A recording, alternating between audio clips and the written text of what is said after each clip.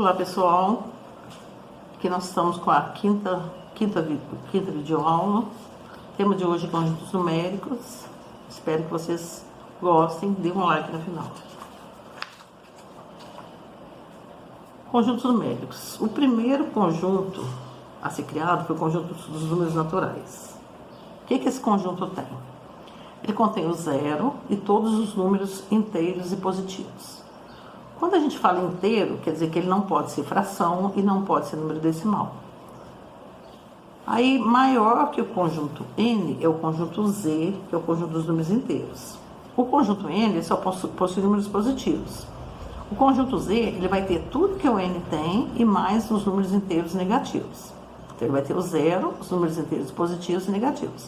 Também não tem fração, também não tem número decimal. Maior que o conjunto Z é o conjunto Q, que é o conjunto dos números racionais. Esse conjunto ele engloba todos os números do conjunto N, todos os números do conjunto Z, mais as raízes exatas, os números decimais exatos, as dízimas periódicas, frações. A gente fala que o conjunto Q são números que podem ser colocados em forma de fração. Então, todos os números racionais, eles podem assumir a forma de fração. E maior que o conjunto Q é o conjunto R, que é dos reais. Esse conjunto R, ele possui todos os números naturais, todos os números inteiros, todos os números racionais e mais os números irracionais, que é um conjuntinho à parte, que ele só fica dentro do conjunto dos reais. O que esse conjunto dos irracionais tem? Ele tem raízes inexatas, números decimais inexatos e não periódicos. O que seria isso? Os números decimais que não formam uma dízima periódica e não são exatos. São os números que não fazem parte dos racionais que vão formar os irracionais. Agora, o conjunto dos números reais, ele também tem um tipo de número que não faz parte dele, que vai fazer parte dos complexos. Então, dentro dos conjuntos reais, as raízes de radicando negativo e índice par, elas não são reais, elas são racionais, são complexas, né? Se elas não são reais, elas são complexas. Então, voltando aqui, ó, o conjunto dos números, conjunto N, que é o conjunto dos números naturais, ele vai possuir o zero e todos os números inteiros positivos. 0, 8, 1543 pode ser um número imenso, desde que ele não seja decimal e não seja fração, ele é um número inteiro. O conjunto Z, que é o segundo conjunto azul aqui, ele também tem o zero, todos os números positivos e também os negativos. Também os números podem ser enormes, mas não pode ser fração e nem número decimal. Agora o conjunto Q. Ele contém o zero, todos os números inteiros positivos e negativos, as frações positivos e negativos. Os números decimais exatos são aqueles que não têm reticências, né? Eles dão exato, resto zero. Dízima periódica simples são aquelas que no período só tem a parte repetida, né? O número que vai formar parte periódica. E as dízimas periódicas compostas, que são aquelas que além de ter o período, tem a parte não periódica também. Também pode ser positivas e negativas. E as raízes exatas. Aqui o radicando é negativo, mas o índice é ímpar, aí não tem problema. O irracional é quando o número é decimal, inexato e não periódico. Por exemplo, esse aqui não tem sequência, ó, não tem período, não tem aquela parte que vai continuar repetindo direto. Então, ele é um número irracional. É o único tipo de número que o racional não tem. No conjunto dos números reais, só não existe radicando negativo e índice par. Aí esse número não é real. Se ele não é real, ele é um número complexo, que é o único tipo de número que o complexo tem.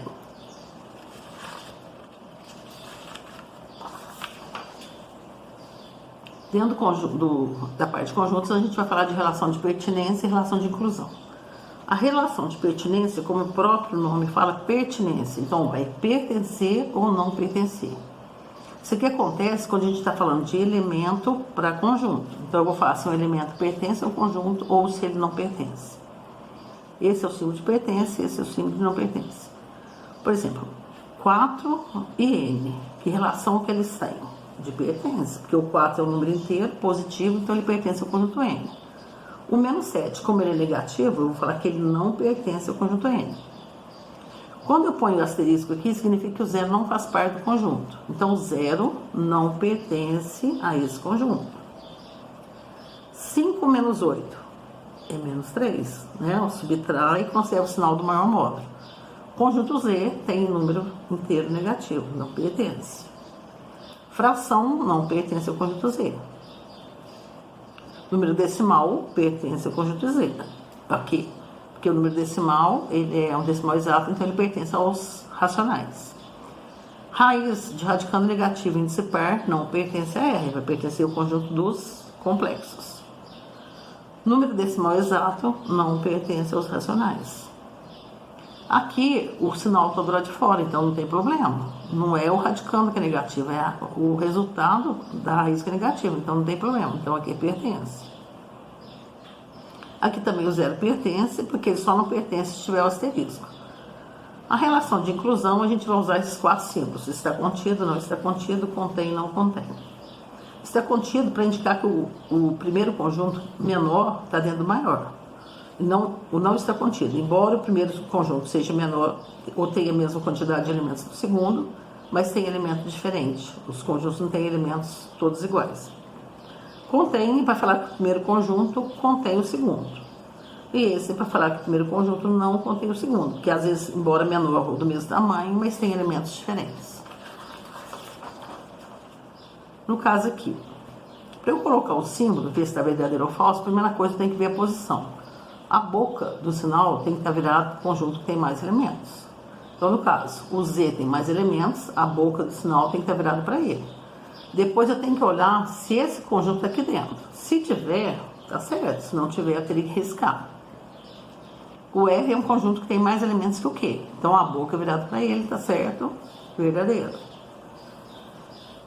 Aqui também, olha, o conjunto N é maior que o conjunto N asterisco, porque esse não tem zero, esse tem. Então, a boca tem que estar virada para o N, que é o maior.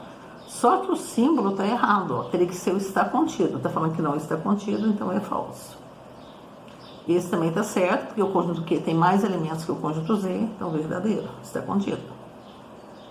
Esse está certo, o conjunto N é maior que o conjunto N asterisco, então verdadeiro. Aqui também, o conjunto Q é maior que o conjunto Z, verdadeiro.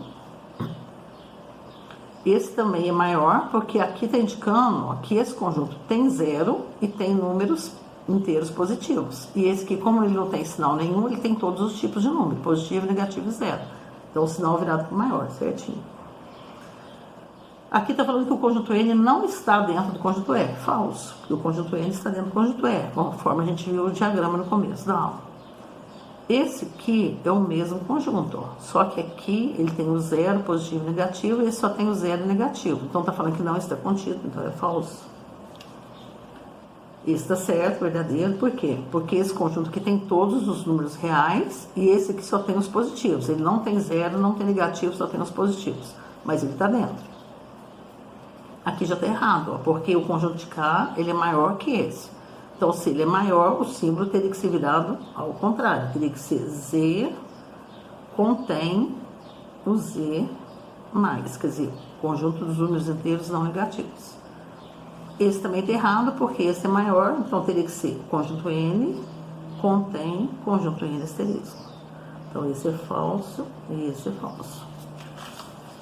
Pessoal, até a próxima videoaula, que será operações entre conjuntos. Deem um like aí, comentem se vocês gostaram da videoaula e deem indicações para próximas videoaulas.